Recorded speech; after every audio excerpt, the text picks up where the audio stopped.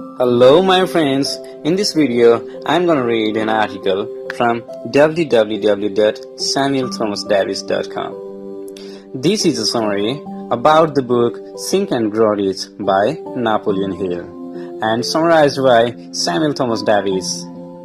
It is also one of the bestsellers of the all time. Think and Grow Rich summary.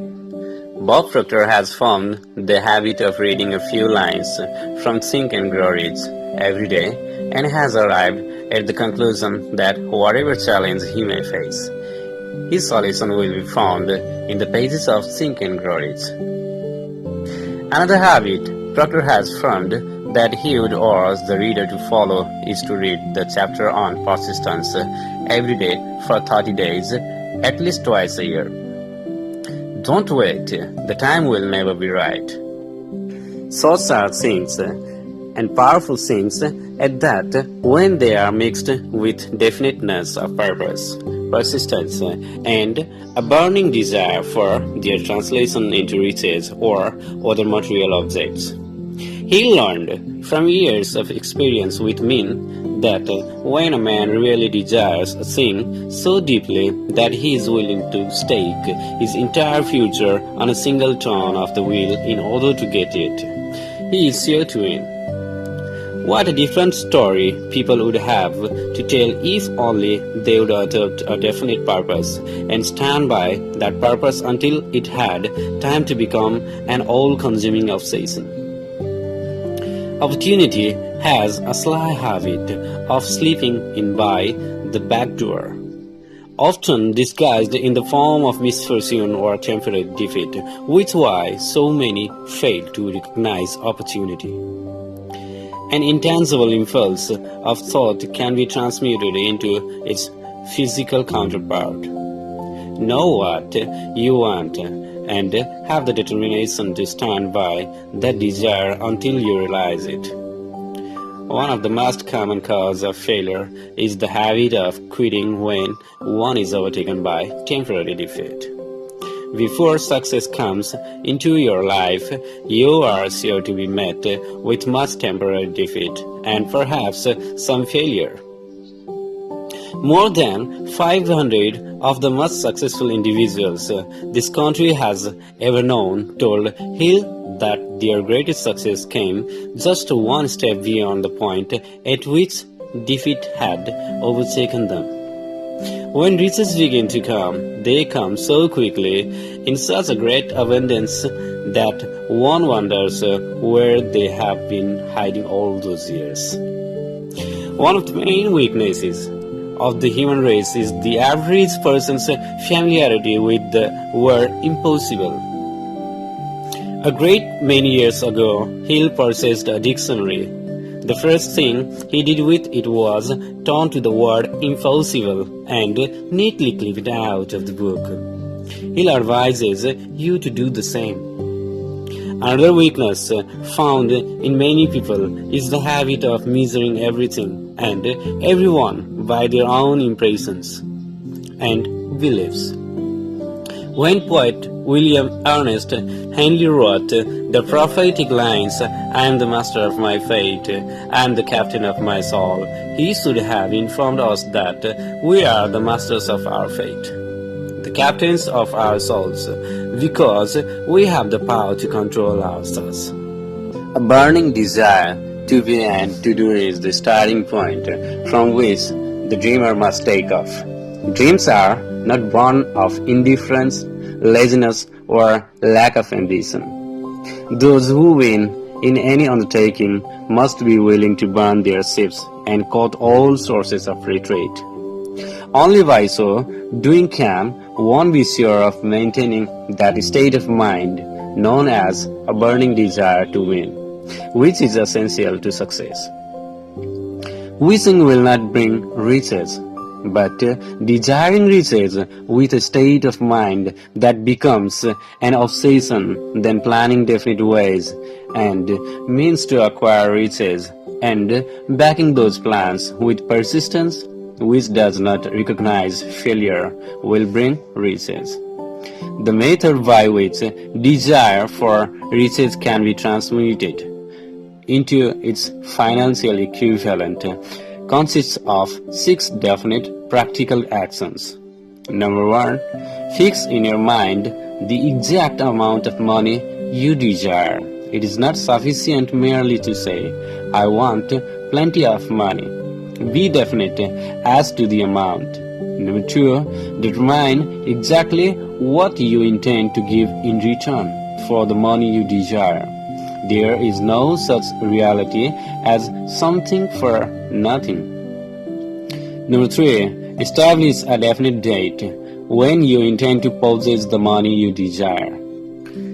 Number 4. Create a definite plan for carrying out your desire and begin at once, whether you are ready or not, to put this plan into action. Number 5. Write out a clear, concise statement of the amount of money you intend to acquire.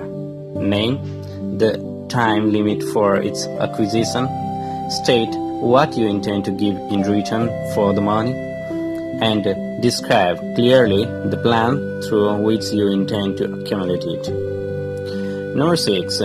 Read your written statement aloud twice daily, once just before retiring at night and once after arising in the morning. As you read, see and feel and believe yourself already in possession of the money. You can never have riches in great quantities unless you can walk yourself into a white heat of desire for money and actually believe you will possess it. If you do not see great riches in your imagination, you will never see them in your bank balance. If the thing you wish to do is right and you believe in it, go ahead and do it. Put your dream across, and never mind what they say if you meet with temporary defeat, for they perhaps do not know that every failure brings with it the seed of an equivalent success. You may have been disappointed. You may have suffered setbacks and defeat during hard economic times. You may have felt the great heart within you crushed until it bled. Take courage, for these experiences have tempered the spiritual metal of which you are made. They are assets of incomparable value. All who succeed in life get off to a bad start and pass through many heartbreaking struggles before they arrive. No one ever is defeated until defeat has been accepted as a reality.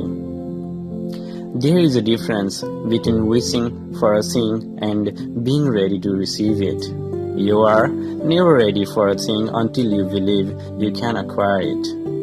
No more effort is required to aim high in life, to demand abundance and prosperity than is required to accept misery and poverty. Nothing is impossible to the person who backs desire with enduring faith. All achievement, no matter what may be its nature or its purpose, must begin with an intense burning desire for something definite. Faith is a state of mind which may be induced by autosuggestion. Faith is a state of mind which may be induced or created by affirmations or repeated instructions to the subconscious mind. Through the principle of autosuggestion, repetition or affirmation of orders to your subconscious mind is the only method of voluntary development of the emotion of faith. All thoughts which have been emotionalized, given, feeling and mixed with faith begin immediately to translate themselves into their physical equivalent or counterpart. Each of us is what we are because of the dominating thoughts which we permit to occupy our mind. Any idea, plan, or purpose may be placed in the mind through repetition of thought. Your subconscious mind recognizes and acts only upon thoughts which have been well mixed with emotion or feeling. When visualizing with closed eyes the money you intend to accumulate, see yourself rendering the service or delivering the merchandise you intend to give in return for this money. Go into some quiet spot, preferably in bed at night, where you will not be disturbed or interrupted. Close your eyes and repeat aloud so you may hear your own words the written statement of the amount of money you intend to accumulate, the time limit for its accumulation, and a description of the service or merchandise you intend to give in return for the money. You can carry out these instructions. See yourself already in possession of the money. For example, suppose that you intend to accumulate $500,000 by the 1st of January 5 years hence that you intend to give personal services in return for the money in the capacity of a sales representative. Your written statement of your purpose should be similar to the following. By the first day of January, here state the year. I will have in my possession $500,000 which will come to me in various amounts from time to time during the interim. In return for this money, I will give the most efficient service of which I am capable, rendering the fullest possible quantity and the best possible quantity of service in the capacity of selling. Describe the service or merchandise you intend to sell. I believe that I will have this money in my possession. My faith is so strong that I can now see this money before my eyes. I can touch it with my hands. It is now away transferred to me at the time and in the proportion that I deliver the service. I intend to render in return for it. I am awaiting a plan by which to accumulate this money, and I will follow that plan when it is received. Repeat this program night and morning until you can clearly visualize in your imagination the money you intend to accumulate it. Place a written copy of your statement where you can see it night and morning and read it just before retiring and often arising until it has been memorized. There are two kinds of knowledge. One is general, the other specialized. General knowledge, no matter how great in quantity or variety it may be, is of but little use in the accumulation of money. Knowledge is only potential power. It becomes power only when and if it is organized into definite plans and action and directed to a definite end. The individual who can organize and direct a mastermind group of people who possess knowledge useful in the accumulation of money is just as educated as anyone in the group. Remember that if you suffer from a feeling of inferiority because your schooling has been limited, your major purpose in life, the goal toward which you are working, will determine what knowledge you need. As knowledge is acquired, it must be organized and put into use for a definite purpose through practical plans. Knowledge has no value except that which can be gained from its application toward some worthy end. Successful people in all callings never stop acquiring specialized knowledge related to their major purpose, business, or profession. The person who stops studying merely because he or she has finished school is forever hopelessly doomed to mediocrity, no matter what that person's calling. The way of success is the way of continuous pursuit of knowledge. We rise to high positions or remain at the bottom because of conditions we can control if we desire to control them. Anybody can wish for riches, and most people do, but only a few know that a definite plan plus a burning desire for wealth are the only independable means of accumulating wealth. The only limitation is that which one sets up in one's own mind. Ideas can be transmuted into cash through the power of definite purpose plus definite plans. Riches, when they come in huge quantities, are never the result of hard work. Riches come, if they come at all, in response to definite demands based upon the application of definite principles and not by chance or luck. Success requires no apologies. Failure permits no alibis. Your achievement can be no greater than your plans are sound. No follower of this philosophy can reasonably expect to accumulate a fortune without experiencing temporary defeat. When defeat comes, accept it as a signal that your plans are not sound. Reveal those plans and set sail once more toward your coveted goal. A quitter never wins, and a winner never quits. A follower cannot reasonably expect the compensation to which a leader is entitled, although many followers make the mistake of expecting such pay.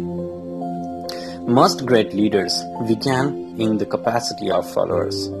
They became great leaders because they were intelligent followers. The person who can follow a leader most efficiently is usually the one who develops into leadership most rapidly. An intelligent follower has many advantages, among them the opportunity to acquire knowledge from his or her leader.